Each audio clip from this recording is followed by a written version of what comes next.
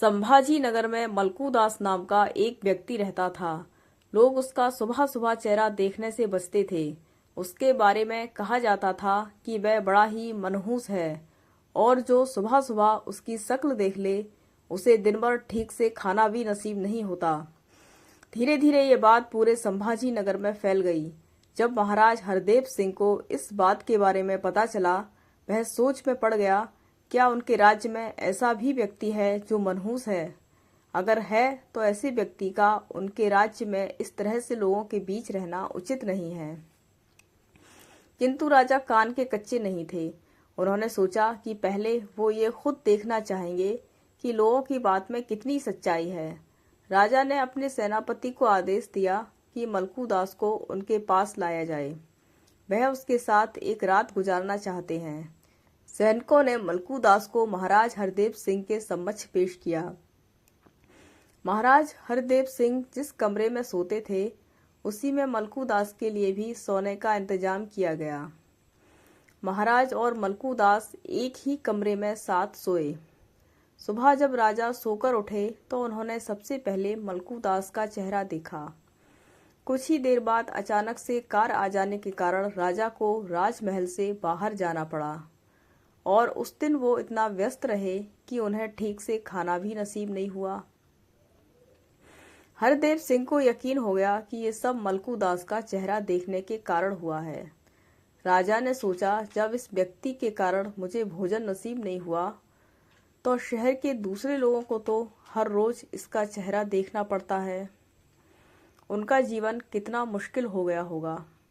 ऐसे व्यक्ति को लोगों के बीच रहने का कोई हक नहीं। राजा ने मलकू दास से बहुत ही कठोर शब्दों में कहा, तुम इसी समय जंगल से चले जाओ। तुम्हें लोगों के बीच रहने का कोई हक नहीं है। तुम एक मनहूस व्यक्ति हो। अगर तुमने ऐसा नहीं किया तो हम तुमको फांसी पर चढ़ा देंगे। राजा की ये बात पूरे राज्य में फैल गई। कुछ लोग खुश थे तो वहीं कुछ लोग तरह तरह की बातें बनाने लगे।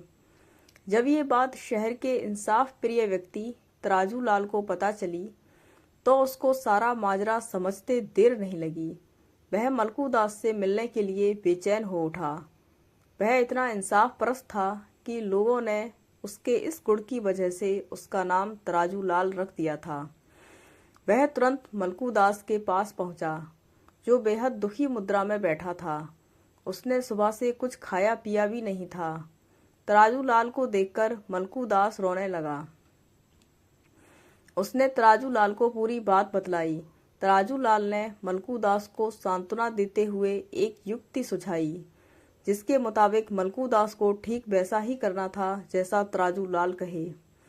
अगले दिन जब मलकू दास को हमेशा के लिए इंसानों से दूर वीरान जंगल में भेजने की तैयारी शुरू हुई तो राजा ने उसका अंतिम संदेश सुनना चाहा, जो वह राजा और राज्य की प्रजा के लिए कहना चाहता था।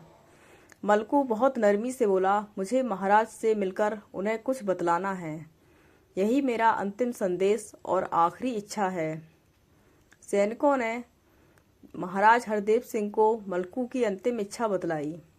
महाराज हरदेव सिंह मलकू दास की अंतिम इच्छा जानने के लिए उसके पास गए और बोले, बतलाओ मलकू दास, तुम क्या बतलाना चाहते हो? तुम्हारी आखिरी इच्छा क्या है? मलकू दास बोला, महाराज, इस राज्य में एक व्यक्ति मुझसे भी ज्यादा मनहूस है, जिसका चेहरा अगर कोई सुबह सुबह सबसे पहले देख ले तो उसका तो संसार ही खत्म हो जाता है। पहले दंड उसे मिलना चाहिए, फिर मुझे। महाराज हरदेव सिंह ने बड़े आश्चर्य से मलकू दास से पूछा, मलकू बतलाओ, वह मनहूस व्यक्ति कौन है? मलकू बोला, महाराज, वह मनहूस व्यक्ति कोई और नहीं बल्कि इस राज्य का राजा अर्थात आप हैं। ये सुनकर महाराज हरदेव सिंह अत्यंत क्रोधित हुए और बोले, जानते हो मलकू, तुम क्या बोल रहे हो? इसके बदले तुम्हें दंड भी मिल सकता है। मलकू बोला, महाराज, आजीवन वीरान जंगल में वनवास और मृत्यु दंड से बड़ा कोई और भी दंड हो सकता है क्या? यह तो आप मुझे दे ही चुके हैं। कृपया आप मेरी पूरी बात सुन लें। इसके बाद आप जो भी दंड देंगे वह मुझे सहर्ष स्वीकार होगा। ये सुनकर महाराज का क्रोध कुछ शांत हुआ और बोले, तुम्हें जो कहना है कहो। मलकू बोला, महाराज, कल सुबह जब आपने मेरा चेहरा देखा तब आपको दिन भर भोजन नहीं मिला। तब आपने मुझे मनहूस समझकर आजीवन वीरान जंगल में वनवास या मृत्युदंड दे दिया। ठीक उसी समय कल सुबह मैंने भी तो आपका चेहरा देखा था और मुझे फांसी या आजीवन वनवास की सजा मिल गई। मतलब आप मुझसे भी ज्यादा मनहूस हुए। महाराज हरदेव सिंह को पूरी बात समझ आ गई। महाराज को जहां अपने निर्णय पर पछतावा हो रहा था, वहीं मलकू की बात पर आश्चर्य। उन्होंने तत्काल मलकू की दोनों सजाएं माफ कर दी। मलकू को अपने पास बुलाकर पूछा, मलकू, इतना महान विचार तुम्हारे मन में कैसे आया? मलकू बोला, महाराज, मुझे तराजू लाल ने ये सब करने की सलाह दी थी। महाराज हरदेव सिंह ने मलकू दास को बहुत सारा धन और आशीर्वाद देकर विदा किया और तराजू लाल को बुलाकर उसको धन्यवाद दिया कि उसके प्रयास से एक निर्दोष की जान बच गई। महाराज के हाथ से एक बहुत बड़ा पाप होते होते बच गया।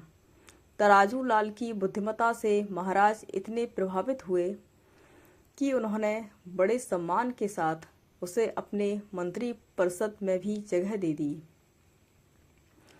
थोड़ी सी हिम्मत और अक्ल बड़ी से बड़ी मुसीबत टाल सकती है।